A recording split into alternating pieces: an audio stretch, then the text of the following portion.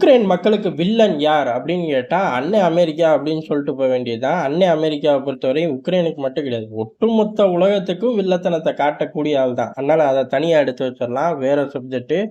உக்ரைனுக்கு உண்மையான வில்லன்கள் அப்படின்னு பார்த்தோம்னா, 1 ஜெலன்ஸ்கி.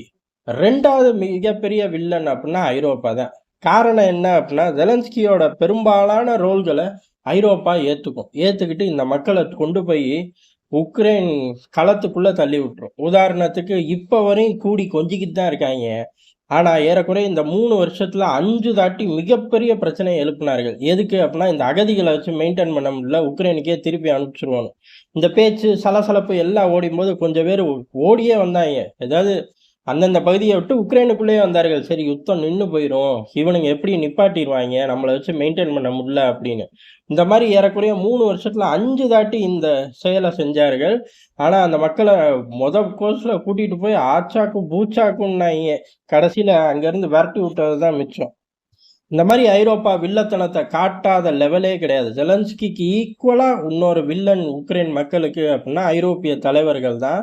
அதுல குறிப்பா இந்த நேட்டோவோட பொதுச் செயலாளர், அதே மாரி ஐரோப்பிய யூனியனோட பொதுச் செயலாளர்ன்னு 2 டிக்கெட் சேர்ந்து உக்ரைன் மக்கள பாடுன்னு படுத்தி வச்சுருவாய்ங்க.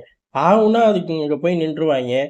எதுக்கு போறாய்ங்கன்னே தெரியாது. போய் நின்னுட்டு இவனுங்க ஃபோட்டோ ஷூட் எடுத்துட்டு வருவாய்ங்க. அந்த இடம் தான் தாக்கப்படும். அப்படிதான் இப்ப சுமி தாக்குதலுக்கு பதில் தாக்குதல் அப்படின்னு சொல்லி ஜெலன்ஸ்கி ஒரு தாக்குதலை பெல்கிராட்ல பண்ணார்.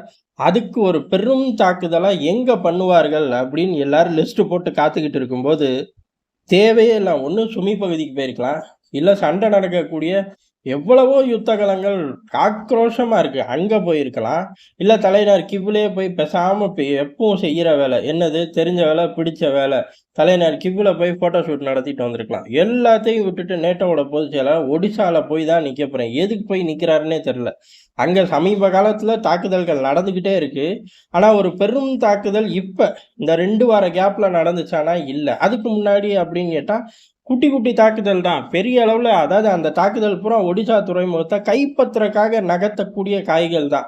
அங்க இருக்கக்கூடிய வேர் ஹவுஸு, அங்க பாதுகாப்புக்கு இருக்கக்கூடிய யூனிட்டு, வரக்கூடிய வழித்தடங்கள், இந்த மாதிரி பகுதிகளை தான் தாக்கிட்டு இருந்தார்கள். ஆனா உண்மையிலே போய் நிக்கணும் அப்படின்னா சுமி பகுதியில போய் நின்றுக்கணும். அதுதான் உண்மையான வீரத்துக்கு அழகு, பாதுகாக்கிறக்கு அழகு. ஆனா சுமிக்கெல்லாம் போல நேட்டோவோட பொதுச் செயலாளர் ஒடிசா துறைமுகத்துக்கு தான் போனார். எதுக்கு போனாருன்னு தெரியல. இவர்கள் டார்கெட் பெல்கிராடுக்கு பதில் தாக்குதல் சம்பவம் பண்ணணும் அப்படின்னு குறிவைக்கும் போது நேட்டோவோட பொதுச் செயலாளர் வந்து கிளம்புனா சில நிமிடங்கள் பேச்சுவார்த்தை மட்டும் தீவிரமா இல்ல. ரஷ்யா இருந்த கோவத்துக்கு அங்கேயே முடிச்சிருப்பாங்களாட்டுக்கு, டிக்கெட்டை கிழிச்சு தந்திருப்பாங்களாட்டுக்கு. அப்படி இல்லாம நடக்கும், பிரச்சனை பெருசாயிரும் அப்படின்னு சொன்னோம்னா யுத்த காலத்துல எது வேணாலும் நடக்கும். தெரியாம நடந்துருச்சு, என்ன பண்றது, வேணா சண்டைக்கு வா அப்படின்ட்டா என்ன பண்ண முடியும்? ஒன்றும் பண்ண முடியாது. நேட்டோவை பொறுத்தவரை ஏகப்பட்ட இன்புட்ஸ் வாங்கி இல்ல ரஷ்யா கூட ரகசியமா டீல் வச்சுக்கிட்டு கூட போய் நிற்பார்கள். ஆரம்ப கட்டத்துல இருந்து இந்த தலைவர்கள் போய் நின்றுட்டு வந்த ஜோர்ல தான் தாக்குதலே தீவிரமா நடக்கும். அதனால அந்த எண்டுல போய் யோசிக்க தேவையில்ல. இருந்தாலும் அந்த வேயை எட்டி பார்த்து யோசிச்சோம்னா ஓரளவுக்கு புரியும். இவர் போய் பொதுச் செயலாளர் போய் நின்றுட்டு கிளம்ப ஒடிசா பகுதியை ஒரு பெரும் தாக்குதல். எப்பயுமே துறைமுகத்தை குறி வச்சு, துறைமுகத்தோட லாஜிஸ்டிக் சப்ளையை குறி வச்சு, இராணுவ நடமாட்டத்தை குறி வச்சு தான் அந்த பகுதி தாக்குதலுக்கு உள்ளாகும். ஒடிசா துறைமுகம், அதை சார்ந்த பகுதிகள். அப்படி இல்லை அப்படின்னா ஆட்டோமேட்டிக்காக அதை பாதுகாக்கிறது, அதுக்கு வழி கொண்டு போகிறது, அந்த நகரத்தை கைப்பற்றுறதுக்கான வேலைகளை செய்வார்கள். இந்த தாட்டி தாக்குதல் அப்படி கிடையாது. முழுக்க முழுக்க பொதுமக்களோட குடியிருப்பை நோக்கியே பெரிய அளவு தாக்குதல் நடத்திட்டார்கள். ரஷ்யாவை கேட்டால் சிம்பிளாக சொல்லிடும், அங்கே 2 இராணுவ யூனிட் இருந்துச்சு, 2 கமாண்டர்கள் உட்காந்து பேசிக்கிட்டு இருந்தாங்கன்னு. உண்மையாக கூட இருக்கலாம். ஏன்னா ஜெலன்ஸ்கி செய்கிற வேலை பூரா அப்படிதான் இப்போ இருக்குது. முழுக்க முழுக்க மக்கள் பின்னாடி ஒளிஞ்சு நின்று தான் தன்னையும் தான் சார்ந்த முக்கியமான ஆட்களையும் பாதுகாக்கிறாரு. அதனால ரஷ்யா செய்யறது ஒரேடியா ரஷ்யா சொல்றதை ஒத்துக்க மாட்டோம் அப்படின்னு சொல்ல முடியாது. உண்மை பொய்ங்கிறத போய் பார்த்தா தான் தெரியும். போய் பார்க்குறக்கு யாருக்கும் துணிச்சல் கிடையாது. ஏன் அப்படின்னா இன்டர்நேஷ்னல் ரிப்போர்ட்டர்லாம் அங்கேருந்து வெளியேறிய கொள்ளகாலம் ஆகிப்போச்சு.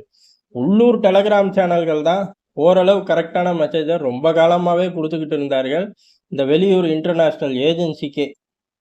அப்படி இருக்கும்போது ஒடிசாவை ஒட்டு மொத்தமாக கிளச்சதுக்கு 2 ரீசன் தான். ஒன்று பெல்கிராட் தாக்குதலுக்கு பதில் தாக்குதல், அதை ரஷ்யாவே அறிவிச்சிருச்சு. பெல்கிராத் தாக்குதலுக்கு பதில் தான் ஒடிசா. இன்னும் ஏதாவது சேட்டைய பண்ண தலைநர் கிவ் தான் பாக்கி அப்படின்ட்டாங்க இப்பவே.